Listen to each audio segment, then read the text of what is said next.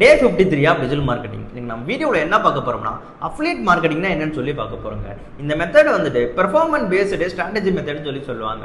அதாவது இந்த ப்ராசஸ்ல நம்ம என்ன பண்ணுவோம் சொல்லி பார்த்தோம்னா ஒரு கம்பெனியோட ப்ராடக்டையோ சர்வீஸையோ நம்ம தேர்ட் பர்சனா இன்வால்வ் ஆகி அதை நம்ம சோசியல் மீடியாஸில் ப்ரொமோஷன் பண்ணி அந்த ப்ரொமோஷன் லிங்க் மூலியமா ஒரு கஸ்டமர் அந்த ப்ராடக்ட்டை வாங்கினாங்கன்னா அதுக்கு நமக்கு அந்த கம்பெனி ஒரு கமிஷனா ஒரு அமௌண்ட் கொடுக்குங்க.